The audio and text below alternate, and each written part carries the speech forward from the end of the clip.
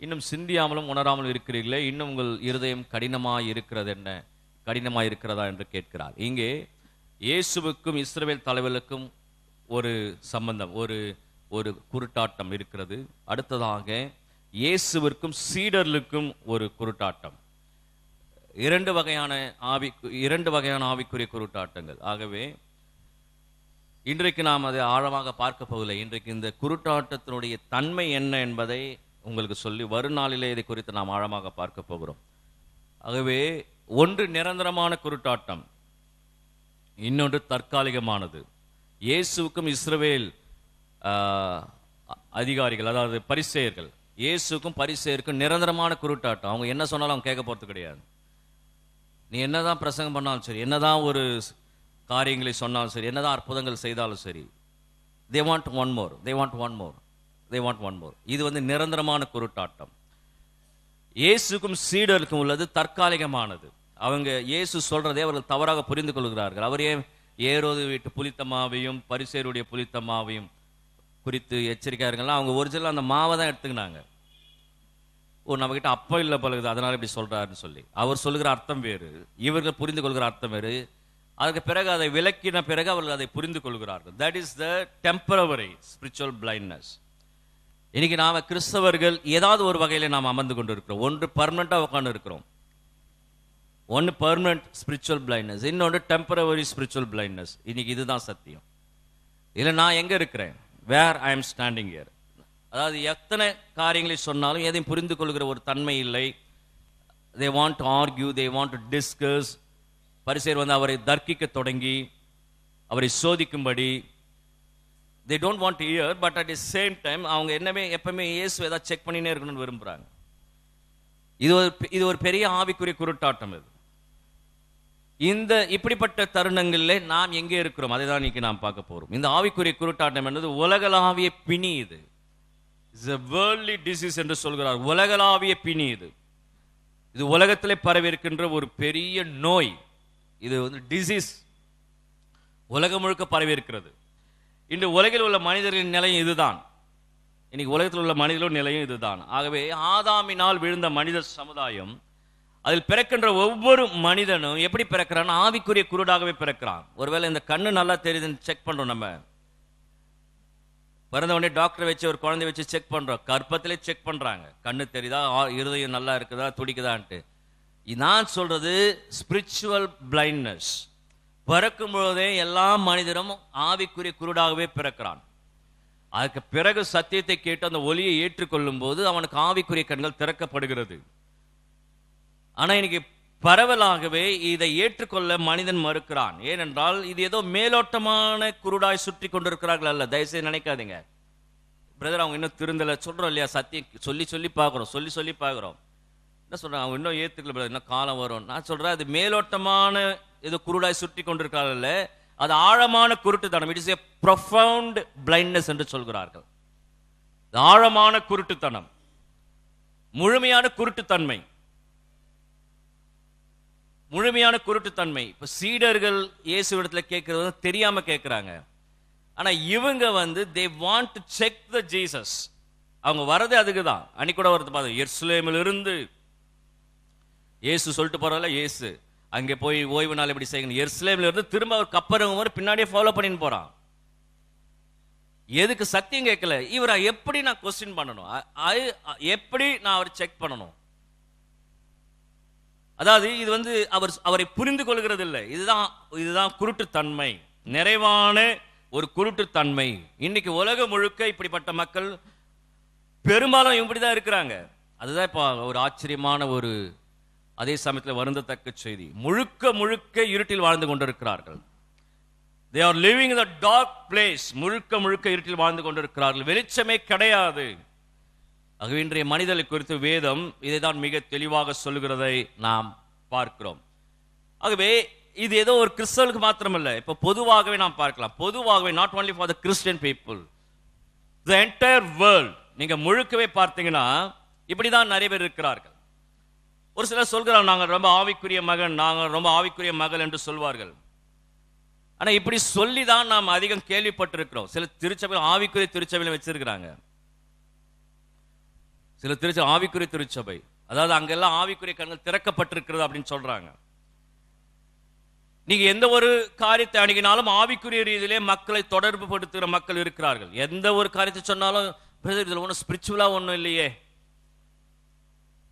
இப்படி பேசுற மக்கள் நிறைய பேர் இருக்கிறாங்க. எந்த ஒரு காரியம் சொன்னா இதுல ஒரு ஸ்பிரிச்சுவல் இல்லையே, இதுல ஒரு ஸ்பிரிச்சுவல் இல்லையே, எந்த ஒரு வசனத்தையுமே ஆவிக்குரிய விளக்கம் கொடுத்து அதற்கு ஒரு ஆவிக்குரிய தன்மையில் கொடுக்கிற மக்கள் நிறைய பேர் இருக்கிறார்கள். ஆனா உண்மையிலேயே இயேசு அவர்கள் புரிந்து கொண்டார்கள் என்றால் அதான் கிடையாது. அதான் பிரச்சனையே. இப்போ பரிசேயர் கூட இயேசுவை சரியாக புரிந்து கொள்ளவில்லை, அவ்வளவுதான்.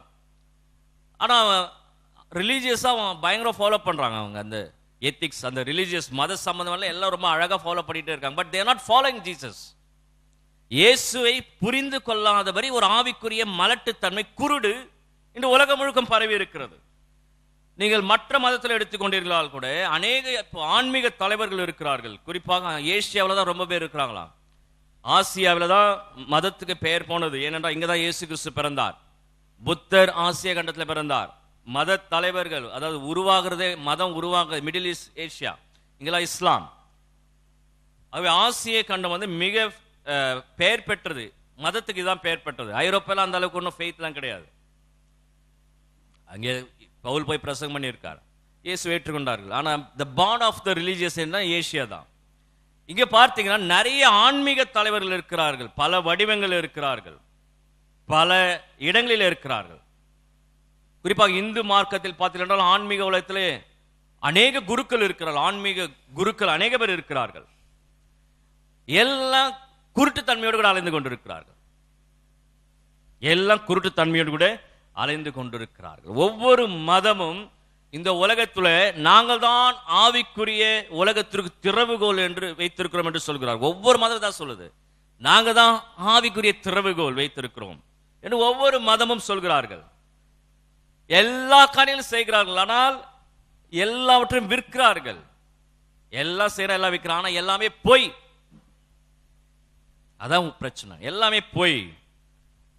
கடந்த நாட்களில் கூட நாம் பார்த்தோம், உலக அமைதிக்கு யோகா தான் அவசியம். People are cheating the other peoples. அங்க போய் பார்த்தீங்கன்னா அவர் குடிச்சிட்டு நடன மாதிரி ஆடுறாங்க, எல்லாம் குடிச்சிட்டு டான்ஸ் ஆடுற மாதிரி ஆடி இருந்தா உலக அமைதி வந்துருமா? அந்த இடமே நீ திருட்டுத்தனமா வாங்கிக்கிறேன்னு அதுக்கு ஒரு கேஸ் ஓடி நிக்குது. அந்த இடத்தை நீ மடக்கி வச்சிருக்கிற, அப்ப அங்க இருக்கிறவன் எப்படி அமைதியா இருப்பான்? பொய்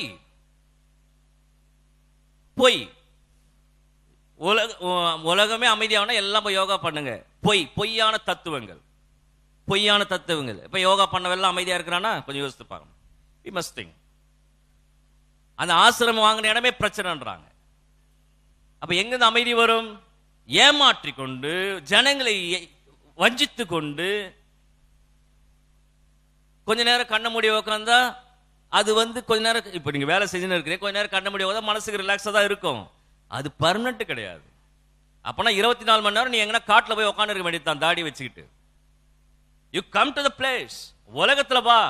இங்க வந்து உலகத்தோடு கூட பழகி, உலகத்தோடு கூட இணைந்து உன் சமாதானத்தான் நான் சமாதானமா இருக்கிறேன்னு சொல்ல, அது கர்த்தர் ஏத்துக்கூட, அது ஜனங்களுக்கு பிரயோஜனமாக இருக்கும். நான் தனியா போய் உட்காந்து எந்த பிரச்சனையும் வர போறது இல்லை. இப்ப எனக்கு உங்களுக்கு என்ன பிரச்சனை? நான் பண்ணி என் வேலையை பார்த்து நான் சர்ச்சில் வந்து கம்முன்னு உட்காந்துட்டு போனேன், நீங்களும் என்ன பிரச்சனையா பார்க்க போறது கிடையாது. அது சமாதானம் அல்ல, அது அமைதி கிடையாது. ஆகவே எல்லாவற்றையும் விற்கிறார்கள், எல்லாவற்றையும் செய்கிறார்கள், எல்லாமே பொய்யாக சொல்லிக் கொண்டிருக்கிறார்கள். எந்த ஒரு மதமோ சடங்கோ உண்மையான கிறிஸ்தவத்தை தவிர்த்து, that's a true Christianity I'm saying.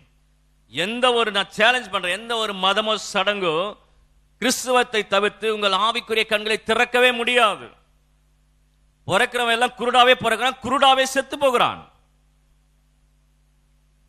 எல்லாரும் எல்லா மதங்களிலும் கிறிஸ்துவத்தை தவிர எல்லாரும் இருளில் இருக்கிறார்கள். அதுவும் மிக ஆழமான இருளில் இருக்கிறார்கள், மிக ஆழமான இருளில் இருக்கிறார்கள், மிக ஆழமான இருளில் அமர்ந்து கொண்டு உட்கார்ந்து கொண்டிருக்கிறார்கள். ஏதோ சூப்பர்ஃபிஷியல் பிளைண்ட்னஸ் என்று கிடையாது. சூப்பர்ஃபிஷியல் பிளைண்ட்னஸ்னா ஏதோ ஒரு அரைகுறையா, அப்படி இல்லை. அரைகுறையாக இருளில் அல்ல, இட்ஸ் a profound blindness. ஆழமான இருளில் அமர்ந்து கொண்டிருக்கிறார்கள். கொஞ்சம் கூட அவருக்கு ஆவிக்குரிய உண்மை என்ன என்று தெரியாமல் இருக்கிறார்கள். கொஞ்சம் கூட அவருக்கு ஆவிக்குரிய உண்மை என்ன என்று தெரியாமல் வாழ்ந்து கொண்டிருக்கிறார்கள். இதுதான் உண்மை. இன்னைக்கு உலகம் முழுக்க இப்படிப்பட்ட மக்கள் தான் இருக்கிறார்கள். அதாவது வெளிச்சத்துல நீங்க எதையாவது செஞ்சீங்கன்னா என்ன செய்யறதுன்னு தெரியும். இருட்டில் உட்காந்து இதை பண்ற அதை பண்றன்னும் போது அவனுக்கும் தெரிய மாட்டேங்குது, அடுத்தவனுக்கும் தெரியல. 2 குருடர்கள் போய் யானை தடவி பார்த்த கதை தான் இன்னைக்கு உலகத்துல நடந்துன்னு இருக்குது. குருடர்கள் போய் யானை தடவி பார்த்து இது இப்படி அது அப்படின்னு சொன்ன கதை தான் இன்னைக்கு உலகத்துல அவன் சொல்லுகிறான். ஏன்னா வேத வசனம் மிக தெளிவாக சொல்லுகிறது. யோவான் 1ஆம் அதிகாரம் 4வது வசனம் 5வது வசனம். யோவான் 1:4-5.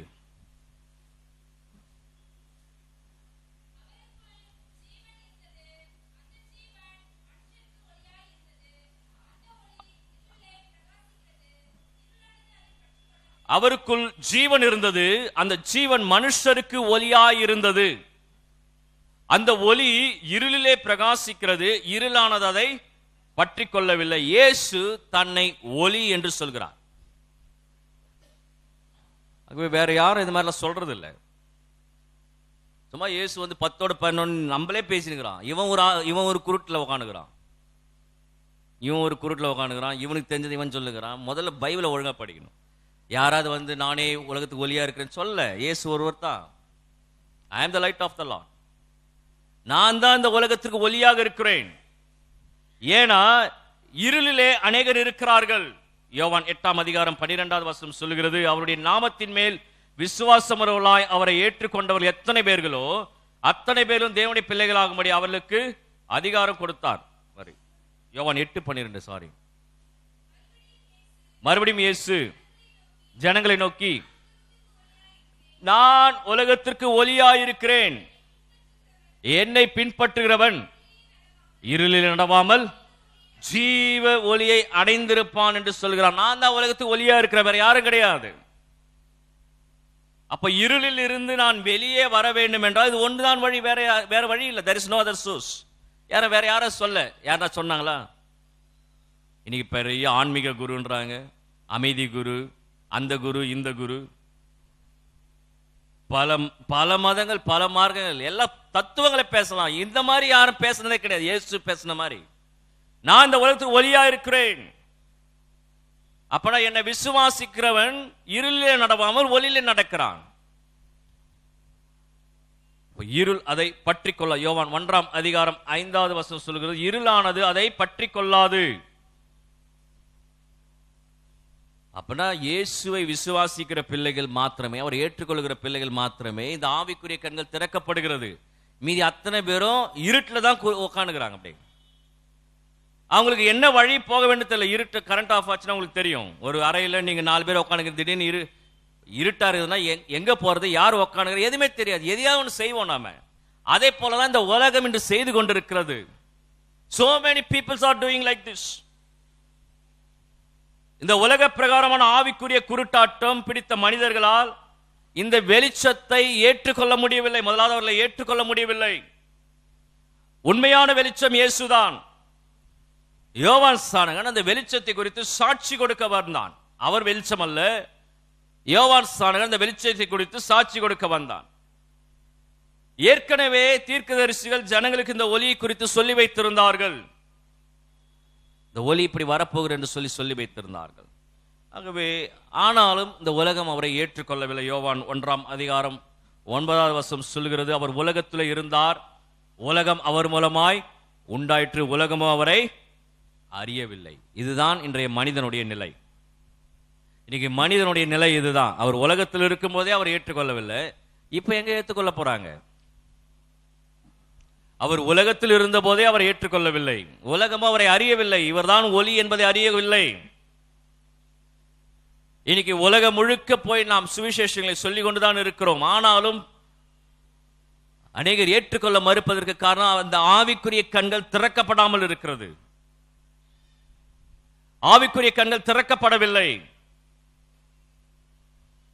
வெளிச்சம் உங்கள் முன்பாக பிரகாசிக்கும் பொழுது நீங்கள் வெளிச்சத்தை தொடலாம், வெளிச்சத்தை நீங்கள் பார்க்கலாம். வெளிச்சம் அற்புதம் மேல் அற்புதம் செய்தது. இயேசுவை நான் சொல்லிக் கொண்டிருக்கிறேன். இயேசுவை நீங்கள் பார்க்கலாம், இயேசுவை நீங்கள் பேசலாம், இயேசுவை நீங்கள் தொடலாம். இயேசு அற்புதம் மேல் அற்புதம் செய்தார்.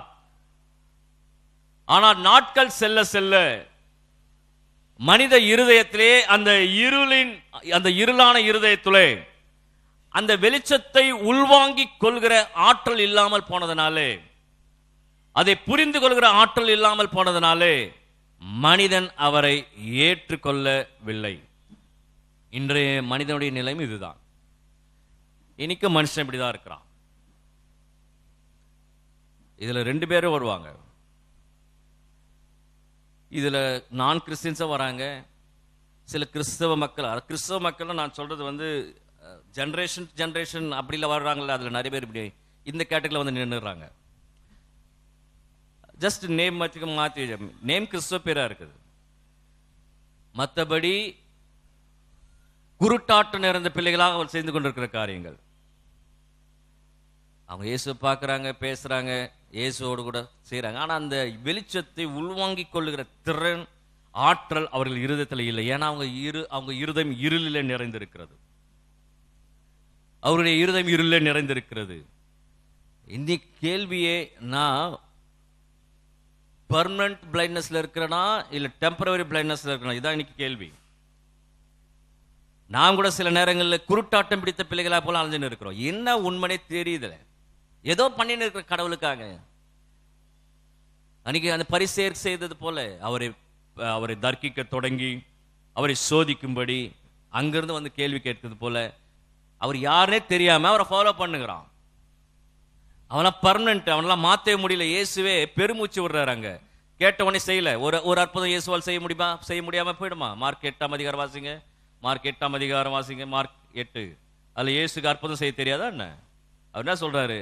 மார்க் 8ஆம் அதிகாரம். அவன் கேட்ட கேள்விக்கு என்ன ஆன்சர் பண்றாரு?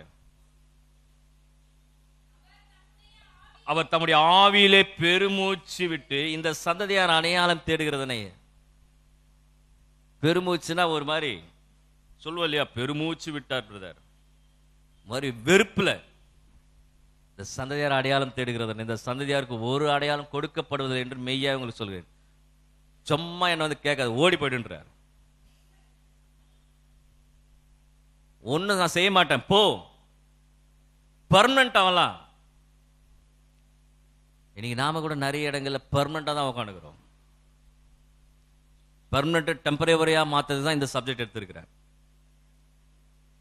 டெம்பரவரி அப்புறம் உடைச்சு உள்ள போனோம். எவ்வளவு தடவை சொன்னாலும் குருட்டாட்டம் பிடித்த பிள்ளைகளை போல அலைந்து கொண்டு இருக்கிறோம்.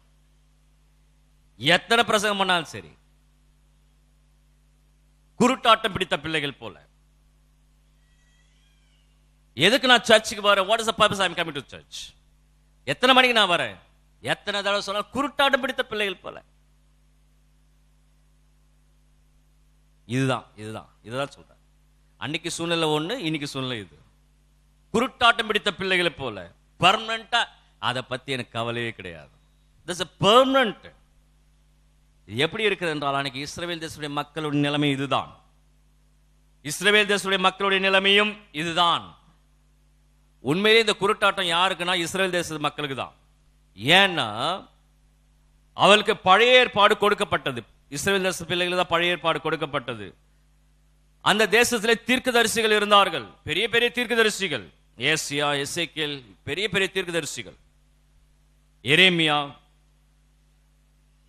அந்த தேசத்திலே பூமியிலே மிகுந்த அறிவாளிகள் இருந்தார்கள், ஜீனியஸ் பீப்புள். இனி கூட யூதர்கள் என்றால் உலகமே பயப்படுகிறது. they are brilliant peoples. உலக பொருளாதாரத்தை அவர்கள் தான் தங்களுடைய கையில் வைத்திருக்கிறார்கள். நீங்க அமெரிக்க தேசத்தில் பார்த்தீங்கன்னா பெரிய பெரிய பில்லியனர்ஸ் எல்லாம் யூதர்கள் தான். அவளுக்கு உடன்படிக்கை இருக்கிறது. they have the covenant between the God and the Jews. அவளுக்கு ஆர்டினன்ஸ் இருக்கிறது, நியாயங்கள் இருக்கிறது, சட்டதிட்டங்கள் இருக்கிறது, எல்லாமே இருந்தாலும் அதோடு கூட மாத்திரம் அவளுக்கு கடவுளை குறித்ததான முழுமையான வெளிப்பாடையும் கடவுள் அவளுக்கு கொடுத்தார். நான் எப்ப வர போறேன், மேசி எப்ப வருவார்னு கடவுள் அவர்களோடு கூட பல விதங்களிலே பேசினார், விதவிதமாக பேசினார். தீர்க்கதரிசிகள் மூலமாக பேசினார், ராஜாக்கள் மூலமாக. இப்படி ஒரு ஹிஸ்டரி பைபிள்ல, இப்படி ஒரு ஹிஸ்டரி வேற எந்த மதத்திலும் கிடையாது. ஏன்னா எல்லாமே கதை. அதெல்லாம் இங்க பழைய ஏற்பாட்டில் இருக்கிற தேசங்கள், நகரங்கள் இன்னைக்கும் உலகத்தில் இருக்குது, அதை தெரிஞ்சுங்க. சீரியா தேசம் இருக்கிறது, எகிப்து இருக்கிறது, இஸ்ரவேல் இருக்கிறது. இதெல்லாமே கதை இல்லை. உண்மையிலே ஒரு நாடை கடவுள் நடத்துகிறார். அவளுக்கு விதவிதமாக பேசினார். இது எல்லாமே அவளுக்கு வெளிச்சம்தான். இது எல்லாமே வெளிச்சம்தான். ஆனாலும் இன்றும் இயேசுவை அவர்கள் அதிகமாக ஏற்றுக்கொள்ளவில்லை. அன்னைக்கு ஒரு பத்திரிகையில் படிச்ச, இன்னைக்கு வரைக்கும் இயேசுவை ஏற்றுக்கொண்ட யூதர்கள் வெறும் 10,000 மாத்திரம் தான். இதுதான் குருட்டாட்டம். அவர்கள் புரிந்து கொள்ளவில்லை. அவர்கள் விசுவாச துரோகம் செய்தார்கள்.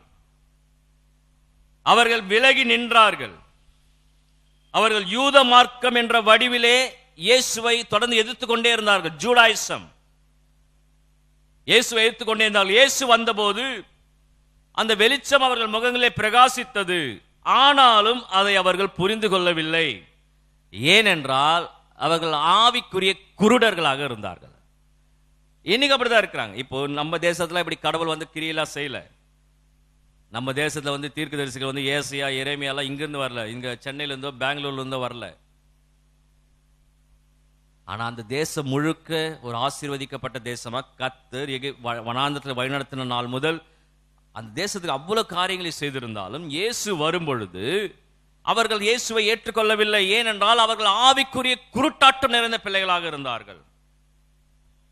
ரோமர் 1:18 சொல்கிறது. ரோமர் 1:18,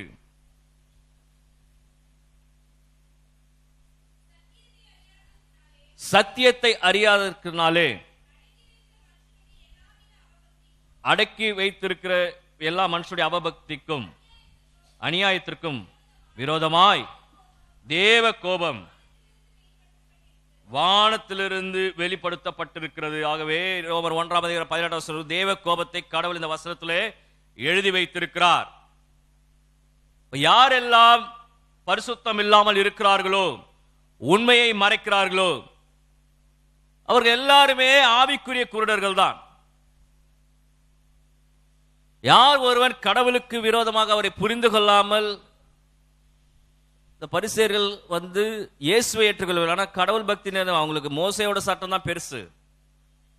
உண்மையான இயேசுவை புரிந்து கொள்ளவில்லை.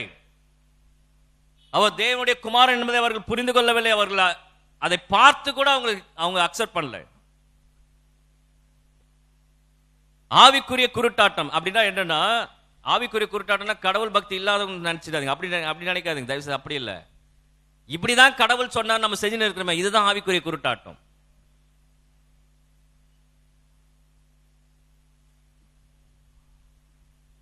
கடவுள் பக்தி இல்லாதவன் வந்து டோட்டல் பிளைண்ட்.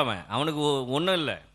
ஆவிக்குரிய குருட்டாட்டம் என்பது என்ன என்றால், கடவுள் இப்படிதான் செய்ய சொல்றார், நானே இருட்டில் போய் தடவின்னு இருக்கிறது.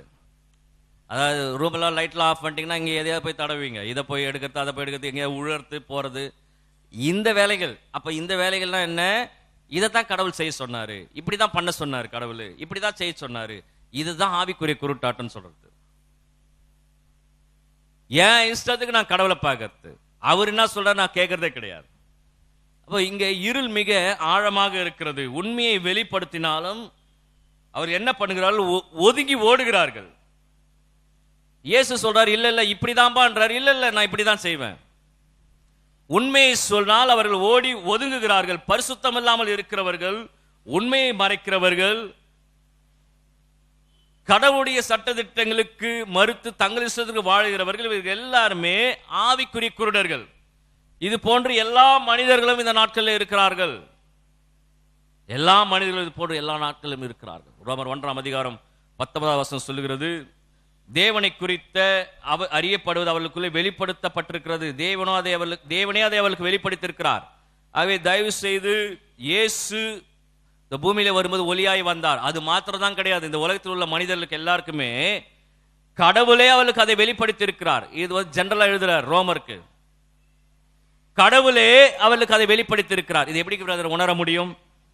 இது எப்படி உணர முடியும்? 2 வழிகளே உணரலாம். கடவுள் எனக்கு வெளிப்படுத்துறார். இந்த உலகத்தில் உள்ள எல்லா மக்களுக்கும், உங்களுக்கு மாத்திரமில்ல, இந்த உலகத்தில் பிறக்கிற எல்லா மனிதர்களுக்கும் கடவுள் தன்னை குறித்து வெளிப்படுத்தி இருக்கிறாராம். இது ஆச்சரியமா இருக்கிறது. இது ஆச்சரியமா இருக்கிறது. எப்படின்னா 2 வகையில வெளிப்படுத்தி இருக்கிறார். ஒன்று ரோமர் 2:15 சொல்கிறது. ரோமர் 2:15 சொல்கிறது, அவர்களுடைய மனசாட்சியும் கூட சாட்சியிடுகிறதினாலும் குற்றமுண்டு குற்றமில்லை என்று அவருடைய சிந்தனைகள் ஒன்றை ஒன்று தீர்க்கிறதினாலும் நியாயப்பிரமாணத்திற்கேற்ற கிரியை தங்கள் இருதயங்களில் எழுதியிருக்கிறது என்று காண்பிக்கிறார்கள். அவர்கள் இருதயங்களிலே எழுதியிருக்கிறார். ஒவ்வொரு மனிதனுக்கும் தார்மீக சட்டம், ஒரு நெறிமுறை சட்டம் அவர் இருதயத்திலே, அவனுடைய இருதயத்திலே கடவுள் எழுதியிருக்கிறார். ஒவ்வொரு மனிதனுக்கும் இது எழுதப்பட்டிருக்கிறது. அதனால சொல்லுவாங்க, மனசாட்சியை வித்துட்டு இந்த மாதிரி செய்றேன்னு சொல்லுவாங்க. நிறைய இடங்கள்ல மனசாட்சி சொல்லுவாங்க, நீ மனசாட்சியை கேட்டுப்பாரு. அதுல மனசாட்சியில் என்னன்னா கடவுள் அங்க எழுதி வச்சிருக்கிறார். அப்ப இது அவளுக்கு ஒரு வெளிச்சமாக இருக்கிறது. யாருக்கு? உலக மனிதர் எல்லாருக்கும் ஒரு வெளிச்சமாக இருக்கிறது. கடவுளே அவர் எழுதியிருக்கிறார். எந்த ஒரு மனிதனும் பிறந்த உடனே தப்பு செய்யல. நாளுக்கு நாள் கொஞ்சம் கொஞ்சமா அந்த மனசாட்சி சாகடித்து அதுக்கு பிறகுதான் அவன் பிரச்சனைக்கு வரான். அதுக்கு பிறகு அவன் தப்பு பண்றான். இன்னைக்கு தொலைக்காட்சி விவாதங்கள் அப்படிதான் போயினுக்குது. எந்த கோர்ட் தண்டனை கொடுத்தாலும் எங்களுக்கு ஒன்றும் பிரச்சனை இல்லை. கோர்ட்டு தண்டனை தப்பு. இன்னைக்கு மனசாட்சி வித்துட்டு பேசினுக்கிறான். நாளுக்கு நாள் அப்படி ஆயிட்டான். அப்படியே போயினே இருப்பான். இன்னும் கொஞ்ச நாள்ல ஏன்னா துட்டு, காசு, பணம், பதவி, அதுக்கு மனசாட்சி விக்கிற தன்மை இப்போது உலகம் முழுக்க பரவி இருக்கிறது. அவனை தனியா கூப்பிட்டு கேட்டு பாருங்க, நான் சொல்றது தப்பு தான் சொல்லுவான். அப்படி ஏன்னா மனசாட்சி அவனை நெருக்கி கொண்டு இருக்குது. அதை கொஞ்சம் கொஞ்சமா மறுகழித்து கொண்டிருக்கிறான். ஒவ்வொரு மனிதனுக்கும் கடவுள் இந்த சட்டத்தை ஏற்றி இருக்கிறார். ஆகவே இது அவளுக்குண்டான ஒரு வெளிச்சம். யாரும் தப்பிக்க முடியாது. ஒருவேளை சொல்லலாம், இயேசுவை ஏத்துக்கல பிரதர், எனக்கு தெரியாதுன்னு சொல்லலாம். அங்க நியாய தீர்ப்பு எப்படி நடைபெறணும், இப்படிதான் நடைபெறணும். அதையும் நான் பார்த்திருக்கிறோம். ஏற்கனவே வெளிப்படுத்த விஷயத்துல பார்த்திருக்கிறோம். உன் மனசாட்சியில நான் ஒன்னு எழுதுனேன்னா அது பிரகாரம் நடந்தியான்னு கடவுள் கேட்பார். நான் சொல்றது நான் கிறிஸ்டியன்ஸ்க்கு. எனக்கு இயேசுவை பத்தி யாரும் சொல்ல, அங்க போய் அங்கெல்லாம் ஒன்னும் எக்ஸ்கியூஸ் கிடையாது. அங்க பாண்டே வந்து பேட்டி எடுக்க மாட்டார், நீ என்ன சொன்னாலும் கேட்டு போறதுக்கு. உன் மனசாட்சி ஒண்ணு இருக்குது தெரியாத அவனுக்கு கடவுள் கேட்பார். ஏன்னா அதில் எழுதி இருக்கிறார் கடவுள். சட்டம் வெளிப்படுத்தப்பட்டிருக்கிறது. இது அவளுக்கு உண்டான வெளிச்சம். இரண்டாவது எப்படி வெளிப்படுத்துகிறார் என்றால், ரோமர் 1:20 சொல்லுகிறது, எப்படி என்றால் காணப்படாதவைகளாகிய அவருடைய நித்திய வல்லமையை, தேவத்துவம் என்பவைகளே உண்டாக்கப்பட்டிருக்கிறவனாலே உலகம் உண்டானதற்கொண்டு தெளிவாய் காணப்படும். ஆதலால் அவர்கள் போக்கு சொல்ல இடமில்லை. இது இரண்டாவது முறையிலே கடவுள் வெளிப்படுத்துகிறார். இது எப்படின்னா, இந்த உலகத்தை பார்க்கும் பொழுது அவருடைய வல்லமைகளை விளங்கிக் கொள்ள முடிகிறது. அவருடைய தெய்வீக தன்மைகளை புரிந்து கொள்ள முடிகிறது. அவருடைய உலகத்தின் படைப்பை பார்க்கும் பொழுது நாம் அநேக காரியங்களை கடவுளை பற்றி அறிந்து கொள்ள முடிகிறது. இந்த உலகம் தானாக வந்துவிடவில்லை. கடந்த வாரத்தில் கூட அநேக காரியங்களை கண்டுபிடித்தார்கள். ஆனா நம்மால் எப்படி போயிட்டானா, இப்போ இந்த உலகத்துல இந்த பிளானட்ஸ் எல்லாம் கண்டுபிடிச்ச உடனே கடவுள் இல்லைன்னு சொல்ல ஆரம்பிச்சிடறான். அதுக்கு தான் அங்க எழுதிட்டாரு, முதல்ல எழுதிட்டாரு, இதை மனுஷனால் உண்டாக்க முடியுமா, இந்த மனிதனால் உண்டாக்க முடியுமா, ஒரு நட்சத்திரத்தை உண்டு பண்ண முடியுமா, உன் தலையில் உள்ள ஒரு முடியை கூட உன்னால் உண்டு பண்ண முடியாது, உன்னால கூட்டவும் முடியாது, குறைக்கவும் முடியாது. கவலைப்படினால் உங்களால் ஒரு முழத்தை கூட்ட முடியுமா? ஆகவே அங்க போயெல்லாம் எனக்கு ஆண்டவரே எனக்கு தெரியாதுன்னு சொல்லவே முடியாது. உலகத்தை பார், அண்ணாந்து பார், என்னுடைய கிரியைகளை பார். நம்மால என்ன சொல்லிட்டான், அறிவியல் பூர்வமா சொல்றான், ஒரு பிளானட்ல இருந்து இன்னொரு பிளானட் வந்துச்சு. அதே இன்னொரு அறிவியல் சொல்றாரு, அப்ப முதல் பிளானட் எப்படா உருவாச்சுன்னு கேட்கிறாரு. அதுக்கு பதில் சொல்ல மாட்டான். How the first atom come? Energy cannot be created nor destroyed. இதான் சட்டம். அறிவியல் தான் சொல்லுகிறது இதை. அப்ப முதல் அணு எப்படி உண்டானது என்ற கேள்விக்கு இதுவரைக்கும் மனுஷத்துல பயம் இல்லை. ஆனா அவன் சொல்றான், அது தானா வந்துச்சு, தானா வந்துச்சு. எப்படி வரும் தானா? உங்களுக்கு போக்கு சொல்ல இடமில்லை என்று கர்த்தர் சொல்லுகிறார். அப்ப இந்த உலகத்தை படைக்கும் போது, இந்த உலகத்தை அண்ணாந்து பார்க்கும் பொழுது கடவுள் ஒருத்தர் இருக்கிறார்னு நினைக்கணும் என்பதற்காக கடவுள் இப்படி உலகத்தை படைச்சு வச்சிருக்கார். அதுதான் இங்க வசனம். அப்ப அவருடைய வல்லமை என்ன, ஞானம் என்ன, அவருடைய மாட்சிமை என்ன, மகத்துவம் என்ன, இந்த அணு அமைப்பை எப்படி அவர் படைத்திருக்கிறார், இதையெல்லாம் நான் கவனமாக பார்க்க வேண்டும். எல்லாமே அவருடைய குணாதிசய தன்மைகளை வெளிப்படுத்துகிறது. உலகத்தை படைத்தது மாத்திரமல்ல, மனிதனுடைய உறவுகளை அவர் தான் படைத்திருக்கிறார். கணவன் மனைவி என்ற உறவு, குடும்ப உறவு, இது எல்லாவற்றையும் கற்றுக் கொடுத்தது தேவன்தான். இதன் மூலமாக நீ கடவுளை அறிந்து கொள்ள வேண்டும், கடவுளை உணர வேண்டும் என்று கடவுளுடைய வார்த்தை சொல்கிறது. அப்ப முழு உலகத்திற்கும் கடவுள் இந்த வெளிச்சத்தை தந்திருக்கிறார். ஒரு பக்கம் உலகத்தை பார்க்கவே அவன் கடவுளை பார்க்க வேண்டும், இன்னொரு பக்கம் தன் இருதயத்திலே எடுத்த உடனே இது செய்யறது தப்புன்னு தெரியுதில்லை அவனுக்கு, இந்த எண்ணத்தையும் கொடுத்தது கடவுள் தான். ஆகவே இது இரண்டு மூலமாக கடவுள் தன்னை உலக மனிதர்கள் அனைவருக்கும் வெளிப்படுத்துகிறார். நான் ஒருத்தர் இருக்கிறேன்னு நினைச்சுங்கப்பான்னு நினைக்கிறார். ஆனாலும் இந்த ஆவிக்குரிய குருட்டாட்டம், இந்த பிளைண்ட்னஸ் அவர்களை வெளியே விடாமல் தடுக்கிறது. ரோமர் 2:21 சொல்கிறது. ரோமர் 2:21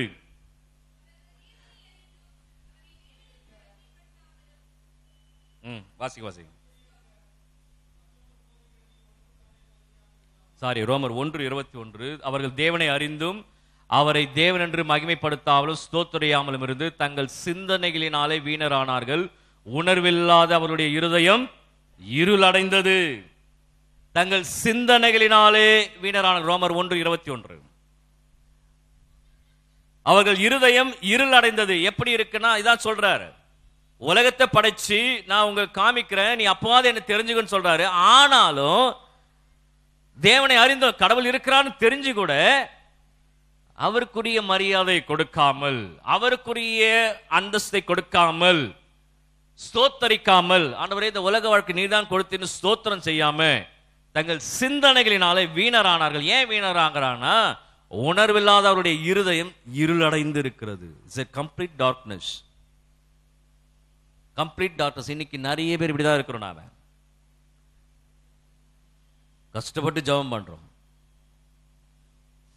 ஒரு வேலைக்காக ஜெபம் பண்ணோம், வேலை வாங்கினா வர ஆண்டவரே பாய் பாய். திருமணத்துக்காக ஜெபம் பண்ணணும், திருமணம் வந்தோடனே பாய் பாய். குழந்தைக்காக ஜெபம் பண்ணணும், குழந்தை பார்த்தோடனே பாய் பாய். இது கொடுத்தது கடவுள் தானே, அவருக்கு போய் ஏதாவது செய்வான் பாய் பாய். உணர்வில்லாத அவருடைய இருந்த இஸ் எ பிளைண்ட்னஸ். இதுதான் ஆவிக்குரிய குருட்டாட்டன்றது. அது எப்படி நடத்துறாங்க தெரியல. ஆவிக்குரிய திருச்சபை அங்கே போய் பார்த்துட்டு வரணும், அவங்களாம் எப்படி இருக்கிறாங்கன்னு ஒரு மாதிரி செக் பண்ணிட்டு வரணும். ஆவிக்குரிய திருச்சபைன்னு சொல்றாங்க, அங்க எல்லாம் அவங்க ஆவிக்குரிய கண்கள் எல்லாம் திறந்துருக்குதான்னு தெரியல. அவங்க நான் என் இஷ்டத்துக்கு பண்ணிக்குவேன், ஏதாவது நான் பண்ணின்னு போவேன். இருட்டில் யாரும் சும்மா இருக்க மாட்டான், அது ஒன்று நிச்சயம். இருட்டில் யாரும் சும்மா உட்காந்து சொல்லுங்க, நம்ம சொல்லணும் சும்மா உட்காரு, வெளிச்சம் வர வரைக்கும் கரண்ட் வர வரைக்கும் இருந்தா தான் இருப்பான். இல்லை இதை எடுத்துக்கணும் அதை எடுத்துக்கணும், இதே மாதிரி தான் மனுஷன் வாழ்ந்துன்னு இருக்கிறான். எதையாவது அவன் பண்ணிட்டு இருப்பேன், அது கடவுள் விரும்புறது. அதாவது ஏன்னா குருட்டாட்டத்தை நான் செய்து கொண்டு இருக்கிறேன். இப்ப என்ன நடக்கிறேன்னா அந்த வெளிச்சம் கடந்து விட்டது, இருளிலே ஜனங்கள் இருக்கிறார்கள். எபேசியர் 4:17 இங்கே பவுல் இதைதான் சொல்லுகிறார். எபேசியர் 4:17 ஆதலால் கர்த்தருக்குள் நான் உங்களுக்கு சாட்சியாக சொல்லி எச்சரிக்கிறது என்னவெனில், எச்சரிக்கை எழுதுறாரு. இது வாக்குத்தத்த வசனம் இல்ல, இது வாக்குத்தத்த வசனம் இல்ல. எச்சரிக்கிறது என்னவெனில் மற்ற புறஜாதிகள் தங்கள் வீணான சிந்தையிலே நடக்கிறது போல நீங்கள் இனி நடவாமல் இருங்கள். அவர் மொத்த உலகத்தையும் பேசுகிறார். மற்ற புறஜாதிகள் என்பது மற்ற நாடுகளை குறித்து, மற்ற மக்களை குறித்து பேசுகிறார். அவர்கள் வீணான சிந்தையிலே நடக்கிற நீங்கள் இனி நடவாமல் இருங்கள். அவர்கள் புத்தியில் அந்தகாரப்பட்டு, அர்த்தம் எழுதுறார், அவர்கள் புத்தியில் அந்தகாரப்பட்டு தங்கள் இருதய கடினத்தினால் தங்களில் இருக்கும் அறியாமையினாலே தேவனுடைய ஜீவனுக்கு அந்நியராய் இருந்து, they have the ignorance, அதான் emptiness of mind. அவங்க தலையில ஒண்ணுமே இல்லை, வீணான சிந்தனை. இதுதான் எழுதுறார். அவர் எந்த ஒரு முடிவும் வெளிச்சத்தை சார்ந்து எடுப்பதில்லை. வெளிச்சம்னா இயேசுவை சார்ந்தவர்கள் எடுப்பதில்லை. அவங்களே புத்தியில அந்தகாரப்பட்டு, emptiness of mind, வீணான சிந்தனை, ஏதாவது ஒன்று பண்ணின்னு இருக்கிறான். அந்த உலகத்துல அப்படிதான் பார்த்துருங்க, எல்லாம் பைத்தியம் பண்ண இருப்பான்.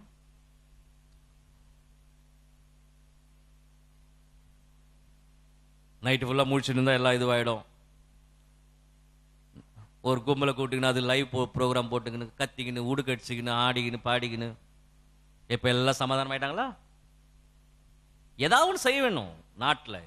இந்த பக்கம் ஒரு சைடு கிறிஸ்தவங்க எதையாவது ஒன்று பண்ணின்னு இருக்கணும் நாட்டில். அந்தகாரப்பட்டு, பவுல் ரொம்ப அழகாக எழுதுறாரு, வீணரானார்கள். இங்கே கடவுள் ஒருவர் இருக்கிறார், அவர் என்ன செய்ய சொல்கிறார் அதை பத்திலாம் யாருக்கு எந்த கவலையும் கிடையாது. இங்க கடவுள் ஒருத்தர் இருக்காருப்பா, அவர் என்ன செய்ய சொல்றாரு அதை பத்தி யாரும் யோசிக்கிறதில்லை. இந்த பிரச்சனையில கடவுள் இருந்தா என்ன செய்வார், ஏசு இங்க இருந்தா என்ன பண்ணுவார், ஏசு இங்க இருந்தா என்ன பண்ணுவார், ஞாயிற்றுக்கிழமையில ஏசு எத்தனை மணிக்கு சர்ச்சுக்கு வருவார், இதையே சொல்லி சொல்லி பதிவு வரதே இல்லை. 3 பேர் தான் உட்காந்துக்கிறாங்க. இயேசு இருந்தா என்ன பண்ணுவார்? சர்ச்சுக்கு நம்ம எத்தனை மணிக்கு வரோம்? வருஷம் ஃபுல்லா வரதுக்கு கஷ்டமா? வருஷம் ஃபுல்லா இயேசு இருந்தா எப்படி போயிருப்பார்?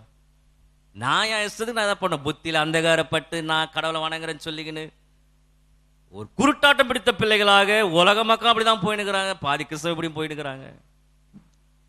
நம் இருதயத்துல தார்மீக சட்டம், நெறிமுறை சட்டம் இருக்கிறது. அதை நாம் மறந்து விடுகிறோம். மனசாட்சின்னு ஒண்ணு இருக்குது இல்லையா? அட்லீஸ்ட் நீங்க கிறிஸ்துவுக்கு தான் விட்டுருங்க.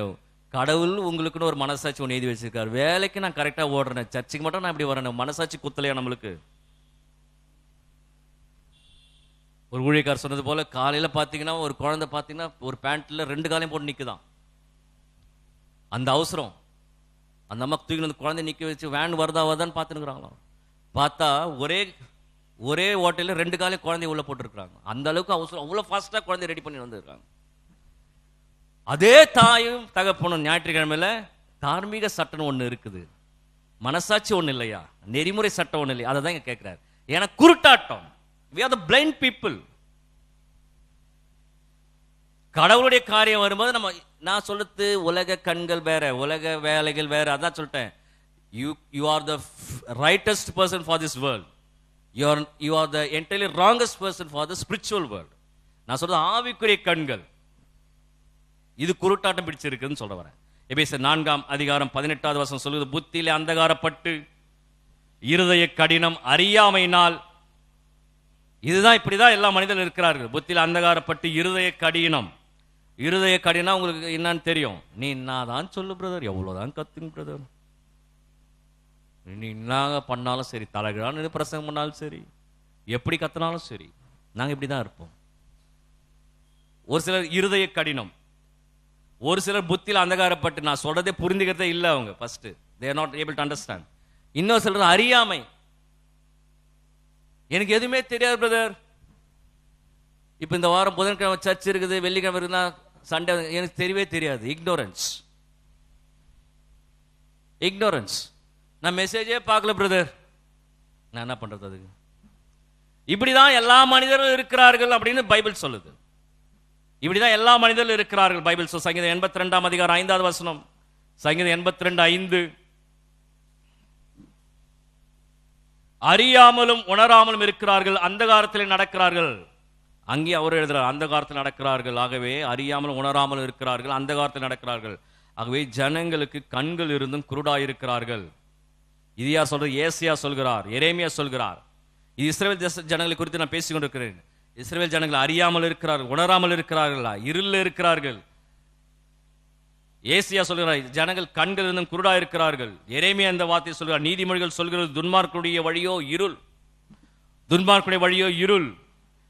ஆகவே இந்த இடத்துல பார்வையின்மையும் இருளும் மனிதனுடைய குணங்களாகவே பைபிள் சொல்லினே வராங்க. வேதம் முழுவதும் the blindness and the darkness, the blindness and the darkness, these are the characters of the every human being. இதான் பைபிள் சொல்லினே வருது. இது மனிதனுடைய ஒரு பகுதியாகவே இருக்கிறது. எது? blindness and the darkness.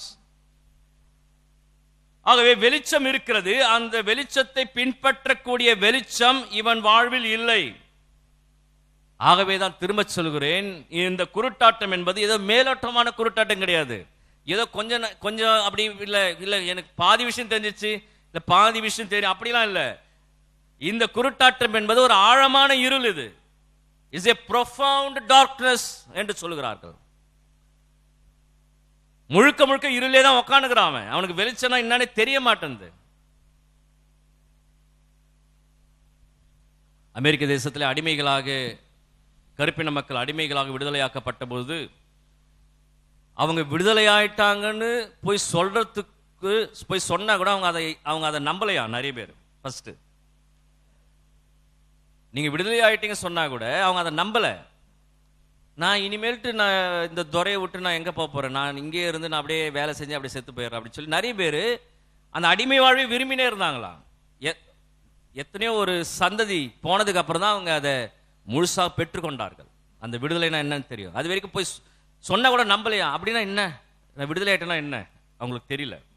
ஏன்னா அவங்களுடைய அறியாமை, அவங்களுடைய அறியாமை. அதே போலதான் இன்னைக்கு மனிதர்கள் இந்த இயேசுவை பத்தி நான் சொன்னா கூட அவன் இருளே தான் உட்காந்துக்கிறான். அவனுக்கு தெரியல, அவனுக்கு என்ன பண்றதுன்னு தெரியல, இருளே தான் உட்காந்துருக்கான். ஏன்னா அது ஒரு ஆழமான இருள். யோவான் 3ஆம் அதிகாரம் 19வது வசனத்திலே இங்கே என்ன சொல்கிறான்னு பார்ப்போம். யோவான் 3:19,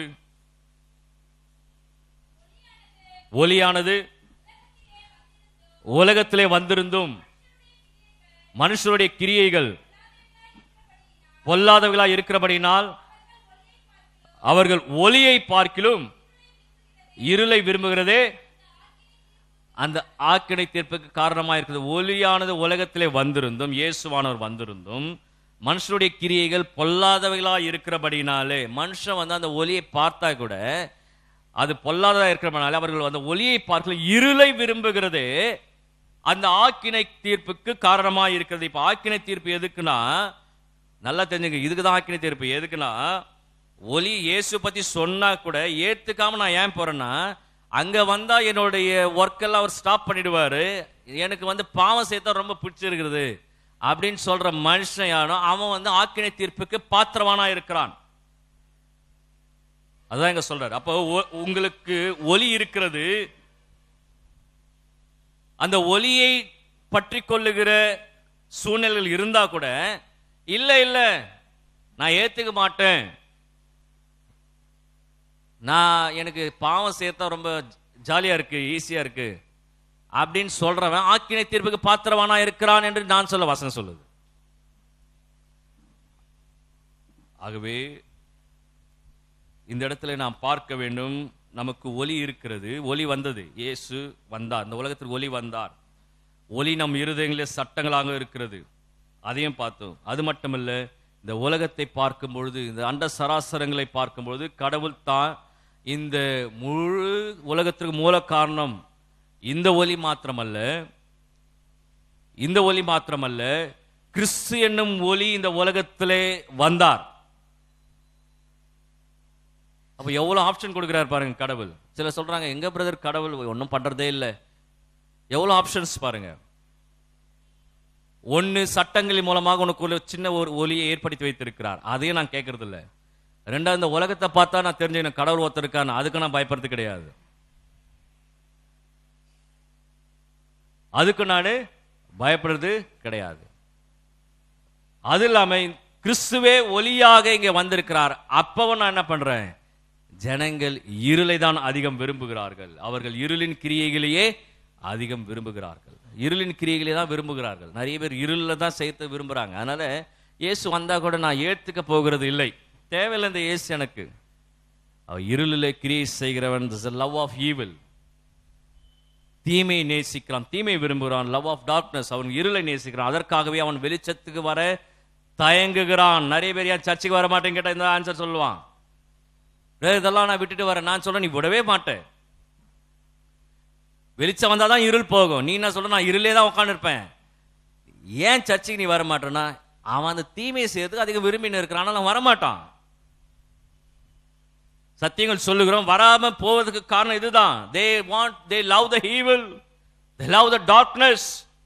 அதற்காகவே அவன் வெளிச்சத்துக்கு வர தயங்குகிறான். ஆகவே எப்படிலாம் நான் உணர்கிறேன் பாருங்க. ஒன்னு, சட்டத்தின் மூலமாக, உலகத்தின் மூலமாக இயேசுவே வந்திருக்கிறார். அப்பொழுது கூட நான் இந்த ஒளியை ஏற்றுக்கொள்கிறது இல்லை, ஏனென்றால் நான் ஒரு இருட்டில் இருக்கதான் விரும்புகிறேன். ஆகவே இது ஒரு மனித சுபாவம், is a character of the human. இது மனிதனுடைய சுபாவம், ஒரு ஆழமான இருள். அவர்கள் பாவிகள் மாத்திரமல்ல, அவர்கள் பாவத்தை நேசிக்கிறார்கள். they are not sinners, they love to do the sin. அதுதான் ரொம்ப முக்கியமான ஒரு காரியம். இதை நாம் சரியாக நாம் புரிந்து கொள்ள வேண்டும். ஆகவே இது முதல் நிலை, மனிதனுடைய முதல் நிலை என்னன்னா, அவன் குருடா இருக்கிறான். பேசிக்கா அவன் குருடன். எல்லா குழந்தையும் குருட்டா தான் பிறகுது. எல்லா குழந்தையும் பிசிக்கல் ஐஸ் சொல்ல, நான் ஸ்பிரிச்சுவல் ஐஸ். உலகத்தில் பிறக்கிற எல்லா குழந்தையும் ஆவிக்குரிய ரீதியிலே குருடாக பிறக்கிறது. இரண்டாம் நிலை, அவன் பாவத்தை அதிகம் நேசிக்கிறான். பாவம் செய்வதுதான் அவனுக்கு ரொம்ப பிரதானமா இருக்கிறது, அதை விரும்பிதான் செய்கிறான். அதை செய்வதற்கு இருள் என்னும் சூழ்நிலை தான் அவனுக்கு ரொம்ப அதிகமா தேவைப்படுகிறது. அதை செய்வதற்கு இருளிலே இருப்பதற்கு அவன் அதிக பிரயாசப்படுகிறான். ஆகவே பவுலும் இதைதான் இங்கே பேசுகிறார். 2 கொரிந்தியர் 4ஆம் அதிகாரம் 3வது வசனம் 4வது வசனம். அடுத்து இன்னொரு முறையில் நாம் இருளாக்கப்படுவோம். 2 கொரிந்தியர் 4:3-4.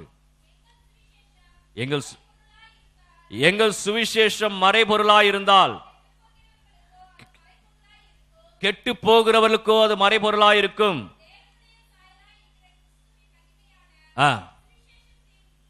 சுவிசேஷத்தின் ஒளி அவ்விசுவாசிகளாகிய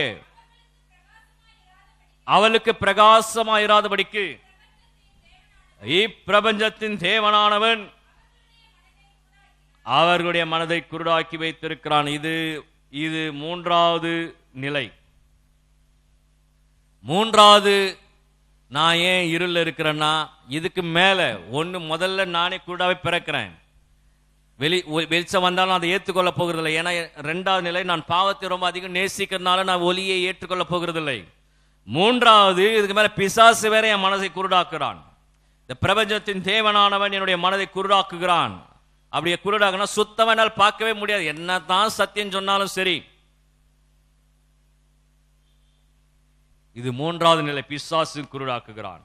ஆகவே அவர்களால் சுவிசேஷத்தின் ஒளியும் கிறிஸ்துவனுடைய மகிமையும் காண முடிகிறதில்லை. இயற்கையிலேயே குருடாக இருக்கிறான். அடுத்து பாவத்தின் மூலமாக குருடாக இருக்கிறான். அடுத்த நாள் பிசாசினால வேறு குருடாக இருக்கிறான். இப்படி மனிதனுடைய நிலைமை இந்த உலகத்திலே இப்படிதான் வாழ்ந்து கொண்டிருக்கிறான். நானே மெய்யான ஒளி என்று சொல்கிற இயேசுவையும் அவர் சொல்லுகிற காரியங்களையும் நாம் செய்வதற்கு ஏற்றுக்கொள்ளாமல் போவதற்கு இதுதான் காரணம். இது இல்லாத இன்னொரு விதமான குருட்டாட்டத்தை இயேசு இங்கே சொல்லுகிறார். இது 3 இல்லாம இன்னொரு விதமான குருட்டாட்டம் இருக்கிறது. இயேசு இங்கே சொல்லுகிறார். லூக்கா 19ஆம் அதிகாரம் 41வது வசனம் 42வது வசனத்தில் இங்கே இயேசு சொல்லுகிறார். லூக்கா 19:41-42. அவர் சமீபமாய் வந்தபோது நகரத்தை பார்த்து அதற்காக கண்ணீர் விட்டெழுது, உனக்கு கிடைத்த இந்த நாளில் ஆகிலும் உன் சமாதானத்துக்கு ஏற்றவை நீ அறிந்திருந்தாயானால் நலமாயிருக்கும். இப்பொழுதோ அவைகள் உன் கண்களுக்கு மறைவாய் இருக்கிறது. உன்னை சந்திக்கும் காலத்தை நீ அறியாமற் போனபடியால் உன் சத்துருக்கள் உன்னை சூழ மதில் போட்டு உன்னை வளைந்து கொண்டு எப்பக்கத்தில் உன்னை நெருக்கி உன்னையும் உன்னிலுள்ள உன் பிள்ளைகளையும் தரையாக்கி போட்டு உன்னிடத்தில் ஒரு கல்லின் மேல் ஒரு கல் இராதபடிக்கு செய்யும் நாட்கள் உனக்கு வரும் என்று எருசலேமை பார்த்து சொல்லுகிறதை நாம் பார்க்கிறோம். இது அடுத்த ஒரு குருட்டாட்டம். உன் கண்களுக்கு மறைவாய் இருந்தது என்று சொல்கிறார் இயேசு. எருசலேம் வந்து நடைபெறுகிறது. எருசலேமை பார்த்து சொல்கிறார், உங்களிடத்தில் வந்திருப்பது யார் என்று உனக்கு தெரியவில்லை. இந்த உலகத்தின் ஒளியே உன்னிடத்தில் வந்திருக்கிறது. நானே மெய்யான ஒளி, நானே வந்திருக்கிறேன். ஆனாலும் இந்த ஒளி உங்களிடத்தில் பிரவேசிக்க முடியாதபடி உங்கள் கண்கள் மறைவாய் இருக்கிறதுனாலே என்னை குறித்து நீங்கள் அறிந்து கொள்ளவில்லை, என்னை நீங்கள் புரிந்து கொள்ளவில்லை. ஆகவே உங்கள் பிள்ளைகள் எல்லாம் கூடிய நாட்களே மரிக்கப் போகிறார்கள். அதான் அங்க சொல்றாரு, அது சாபமா சொல்லுகிறார்.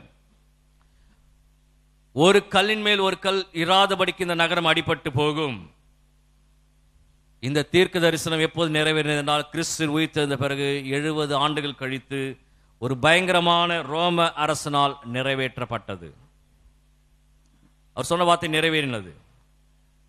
இன்னைக்கு வரைக்கும் எருசலேம் தேவாலயத்தை கட்ட முடியவில்லை. இப்போ இஸ்ரேல் அதிபர் இப்பதான் இவரை பார்க்க போயிருக்கார், அமெரிக்க அதிபரை. வரலாற்று நிகழ்வு இது. அவங்க ஒப்பந்தம் போட்டு கட்டிட்டாங்கன்னா இயேசுவின் வருகை சமீபமாக இருக்க போகிறது. அது இயேசு ஏதோ விளையாட்டுக்கு சொல்ல, ஒரு சிலர் கேட்டு சொல்றாங்க, இயேசு இப்படிலாம் பேசினார், இப்படிதான் பேசியிருக்காரு, எனக்கு தெரிஞ்சு இப்படிதான் பேசுறாரு அவர். நான் வரேன், என் பேச்சை நீங்க கேட்கல, உங்க இருள் அப்படி இருக்கிறது. அன்று அந்த மக்கள் செவிசாய்க்காமல் போனதால் நிலையான இருளிலே தள்ளப்பட்டார்கள். இன்று வரை யூதர்கள் அங்கே ஒன்று கூட முடியவில்லை. இன்று வரை அந்த தேசத்திலே பிரச்சனை நடந்து கொண்டிருக்கிறது. அதுதான் இங்க சொல்றாரு. அதோடு கூட மாத்திரமல்ல, அங்க இன்னொரு வார்த்தையும் சொல்றாரு. என்ன சொல்றாரு? உங்கள் பிள்ளைகள், அதில் உங்கள் பிள்ளைகள் உன்னை சந்திக்கும் காலத்தை நீ அறியாமற் போனபடியால் உன் சத்துருக்கள் உன்னை சூழ மதில் போட்டு உன்னை வளைந்து கொண்டு எப்பக்கத்தில் உன்னை நெருக்கி உன்னையும் உன்னில் உன் பிள்ளைகளை தரையாக்கி போட்டு உன்னத்தில் ஒரு கல்லின் மேல் ஒரு கல் இராதபடி செய்யும் நாட்கள் உனக்கு வரும் என்றார். அநேக பிள்ளைகள் அன்று மரித்து போனார்கள். ஆகவே நரகம் என்ற இருளிலே அநேகர் அங்கே தள்ளப்பட்டார்கள். இந்த இருளுக்கு பெயர் நித்திய ஆக்கினை தீர்ப்பு, நித்திய நியாய தீர்ப்பு. ஆகவே 5 விதமான இருளிலே மனிதன் பிரவேசிக்கிறான். இதுதான் இன்றைய மனிதனுடைய நிலை. ஒன்று, இயற்கையிலேயே ஒவ்வொரு மனிதனும் குருடாய் பிறக்கிறான், ஆவிக்குரிய ரீதியிலே. அப்படி பிறக்கிற மனிதனுக்கு சுவிசேஷம் சொல்லப்படுகிறது. ஆனாலும் அந்த சுவிசேஷத்தை ஏற்றுக்கொள்ளாமல், இயேசுவை ஏற்றுக்கொள்ளாமல் அவன் பாவத்தை செய்ய விரும்புகிறதுனாலே அவன் தொடர்ந்து குருடாய் இருக்கவே விரும்புகிறான். இது செகண்ட் ஸ்டேஜ். இதுவும் இல்லாம பிசாசின் மூலமாக வேற குருடாக்கப்படுகிறான். அடுத்ததாக அவன் வாழ்ந்து முடிக்கும் போது நியாய தீர்ப்பின் மூலமாக குருடாக்கப்படுகிறான். அவருடைய ஆத்மா புறம்பான இருளிலே தள்ளப்படுகிறது. கடைசியாக வெள்ளை சிங்காசன நியாயத்திற்கு பிறகு அவன் நித்தியமாய் இருளிலே தான் இருக்கிறான். இதுதான் நீ மனிதனுடைய பரிதாபமான நிலைமை. கடைசி வரைக்கும் அவன் வெளிச்சமே என்னான்னு தெரியாம போயிடறான். சொல்றாங்க இல்லையா, கடைசி வரைக்கும் அவருக்கு என்னானே தெரியாம போச்சு பிரதர். கடைசி வரைக்கும் என்னான்னு தெரியாம அப்படியே போயிட்டாங்க.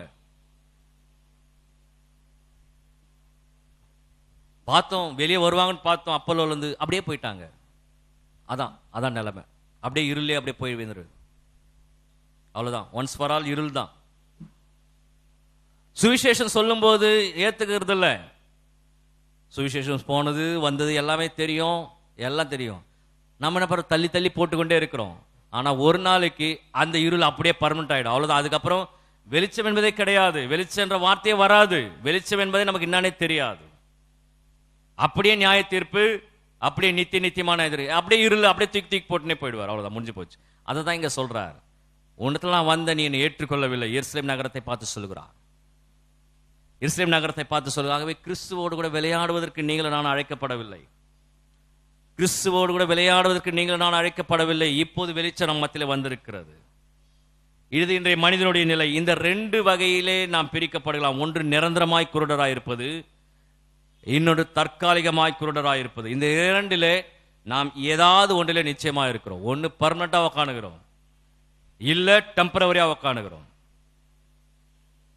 இப்போ இந்த சுவிசேஷ பகுதி இந்த 2 வகையான குருட்டாட்டத்தை நமக்கு பேசுகிற வருநாள நான் பார்க்க போகிறோம். நான் வாசித்த இந்த பகுதி, மார்க் இந்த பகுதி 2 வகையான குருட்டாட்டத்தையும் பேசுகிறது. ஒரே ஒரு கேள்வி, நான் பர்மனண்டா குருடா தான் உட்காணுகிறேனா இல்ல டெம்பரவரியா உட்காணுகிறேனா? இதுதான் கேள்வி. பெர்மனன்ட்னா நீங்க என்ன சொன்னாலும் பரிசேயர் மாதிரி. பர்மனன்ட் வந்து பரிசேயர்கள், டெம்பரவரி அவருடைய சீடர்கள். நம்ம ஒரு நாள் அதை பார்க்க போறோம் ஆழமா. பெர்மனன்ட்னா இயேசு ஏற்றுக்கொள்வதே, இயேசுவை தான் ஃபாலோ பண்ணுவோம். ஆனா நெவர் அண்டர்ஸ்டாண்ட் ஜீசஸ். யார் இயேசுன்னு தெரியாது. நான் என் இஷ்டத்து பண்றதுதான் பெர்மனன்ட். டெம்பரவரின்றது அப்பப்ப நான் வரேன், கருடைய வார்த்தையில கேட்கிறேன், கீழ்ப்படுகிறேன். ஆனா சில நேரங்களில் அவர் சொல்ற கருத்தை புரிந்துக்க முடியல. கொஞ்சம் நான் மாத்தி யோசிக்கிறேன். அதாவது அவர் அப்பத்தை பத்தி பேசுறாருன்னா இவன் என்ன பண்றான், ஒரிஜினல் அப்பத்தை பத்தி பேசினு இருக்கான். அப்புறம் உங்களுக்கு விளக்கம் கொடுக்கிறார். இது டெம்பரவரி. நான் எந்த கேரக்டர்ல இருக்கிறேன், whether I am in the permanent or whether I am in the temporary. இதுதான் இந்த காலவேளை உங்கள் மத்தியிலே செய்தியாக வைக்கிறேன். தயவு செய்து நினைக்காது தொடர்ந்து வெளிச்சம் வரும் என்று நினைக்காதீர்கள். தொடர்ந்து வெளிச்சம் வரும் பார்த்துக்கலாம் மாத்திரம் தயவு செய்து சொல்லாதீங்க. இன்னைக்கு ரட்சணினால் இன்றைக்கு வெளிச்சம் உங்கள் மத்தியிலே பிரகாசிக்க வந்திருக்கிறது. அன்று எருசலேமை பார்த்து சொன்னார், நான் வந்தேன், நீ என்னை ஏற்றுக்கொள்ளவில்லை, நீ சாபமாக போகிறாய், உன் மேல் ஒரு கல் இராதபடி ஆகும் என்று சொன்னார். இயேசு சொன்னது நிறைவேறினது. வெளிச்சம் இயேசு ஒருமுறை வருகிறார் என்றால் அவர் எந்த இடத்தையோ பேசி கொண்டிருக்கிறார். அதை சரி செய்து கொள்வது நம்முடைய வேலை. ஆகவே இந்த வேலை கண்களை மூடி ஆண்டவருடைய சமூகத்தை நோக்கி நாம் பார்ப்போம். நான் ஒரு நிரந்தரமான குருட்டாட்டம் பிடித்தவனாக இருக்கிறேனா இல்லை தற்காலிகமாக குருட்டாட்டம் பிடித்தவனாக இருக்கிறேனா? என்னுடைய வாழ்க்கை எப்படியாக இருக்கிறது? என்னுடைய வாழ்க்கை எதை சொல்லிக் கொண்டிருக்கிறது? உண்மையிலே இயேசு சொன்னதை தான் நான் செய்கிறேனா? இயேசு சொல்கிறதை என்னால் புரிந்து கொள்ள முடிகிறதா? இயேசு சொல்கிற ஓமைகளை என்னால் புரிந்து கொள்ள முடிகிறதா? இந்த திருச்சபையின் சத்தியங்களை என்னால் விளங்கிக் கொள்ள முடிகிறதா? இந்த திருச்சபையில் சொல்லப்படுகிற காரியங்களை புரிந்து கொள்ள முடிகிறதா? என்ன சொன்னாலும் சரி, நான் இப்படியே தான் இருப்போம் என்று சொல்வீர்கள் என்றால், நான் சொல்கிறேன், நான் நிரந்தரமான குருட்டாட்டத்தில் இருக்கிறேன். இல்லை ஆண்டவரே, இந்த ஒரு முறை நான் தவறு செய்து விட்டேன், இப்போது எனக்கு புரிகிறது என்று சொல்லி ஒருவேளை உங்கள் மனம் குத்தப்படும் என்றால், நீங்கள் தற்காலிகமான குருட்டாட்டத்திலிருந்து வெளியே வர கர்த்தர் உங்களுக்கு உதவி செய்கிறார். நான் எப்படியாக இருக்கிறேன், நான் எப்படியாக இருக்கிறேன், என்னுடைய ஆவிக்குரிய வாழ்க்கை எப்படியாக இருக்கிறது, என்னுடைய ஆவிக்குரிய வாழ்க்கை எப்படியாக இருக்கிறது, யோசித்து பார்ப்போம். வெளிச்சம் உங்கள் மேல் பிரகாசிக்க கடவுது. நானே உலகத்திற்கு ஒளியாக இருக்கிறேன். என்னை விசுவாசிக்கிறவன் இருளிலே நடவாமல் வெளிச்சத்திலே நடப்பான். அப்போ இந்த உலகத்தில் விசுவாசிக்காத அத்தனை பேர் இருளிலே நடந்து கொண்டிருக்கிறார்கள். அவரை விசுவாசிக்கிற பிள்ளைகள் நீங்களும் நானும் வெளிச்சத்தில் நடந்து கொண்டிருக்கிறோம். ஆனாலும் சில வேளைகளில் குருட்டாட்டம் பிடித்த பிள்ளைகளாக நீங்களும் நானும் வாழ்ந்து கொண்டிருப்போம் என்றால், கர்த்தர் இந்த நாளிலே தீர்மானமாக பேசுகிறார், தீர்மானமாக பேசுகிறார். ஆகவே வெளிச்சத்தை உதாசீனப்படுத்தாதீர்கள், வெளிச்சத்தை அற்பமாய் எண்ணாதிருங்கள், வெளிச்சத்தை தயவு செய்து உதாசீனப்படுத்தாதீர்கள். ஒரு குறிப்பிட்ட காலம் வரைக்கும் தான் வெளிச்சம் உங்களோடு கூட இருக்கும். அதற்கு மேலே திடீரென்று இருளிலே நடக்க ஆரம்பித்து விடுவீர்கள். ஆனாலும் உண்மையாய் அவரை நோக்கி பார்க்கிற பிள்ளைகளை நிச்சயமாய் வெளிச்சத்தில் நடத்த அவர் வல்லமையுள்ளவராக இருக்கிறார். நீங்கள் நானும் செய்ய வேண்டிய ஒரே ஒரு காரியம்தான், எல்லா விஷயங்களும் எல்லா காரியங்களிலும் அவருடைய ஒத்தாசைக்காக, ஆண்டவரே இந்த இடத்துல நீர் இருந்தால் என்ன செய்வேனோ அதை தான் நான் செய்ய போகிறேன், அவ்வளவுதான். இந்த இடத்தில் நீர் இருந்தால் என்ன செய்வேனோ அதை நான் செய்ய போகிறேன். என்னை நடத்துங்க ராஜா, என்னை வழி நடத்துங்க, எனக்கு போதுமானவராக இருங்க என்று சொல்லி நம்ம ஒப்பு கொடுப்போம். கர்த்தர் பெரிய காரியங்கள் நம்முடைய வாழ்வில் செய்வாராக. எங்கள் அன்பின் பரலோக தகப்பனே, நன்றியோடு துதிக்கிறோம், ஸ்தோத்திரிக்கிறோம். இந்த காலவேளை நீர் வெளிப்படுத்துகிற வார்த்தைகளுக்காக நன்றியில் ஏறெடுக்கிறேன். இந்த வார்த்தைகளுக்காக நன்றி செலுத்துகிறேன். வெளிச்சத்தின் பிள்ளைகளாக நாங்கள் இருக்க கர்த்தர் கிருபை செய்யுங்க. தொடர்ந்து வெளிச்சத்திலே நடக்க எங்களுக்கு உதவி செய்யுங்கப்பா. வெளிச்சத்திலே வாழ எங்களுக்கு உதவி செய்யுங்க. வெளிச்சத்தின் கிரியைகளை நாங்கள் பற்றி கொள்ள கர்த்தர் கிருபை செய்யுங்க. கர்த்தர் எங்களோடு கூட இடைப்படுவீராக. துதிகன மகிமை யாவும் ஒருவருக்கே செலுத்துகிறோம். இயேசுவின் மூலம் ஜெபிக்கிறோம் எங்கள் ஜீவனுள்ள பரம தகப்பனே, ஆமென்.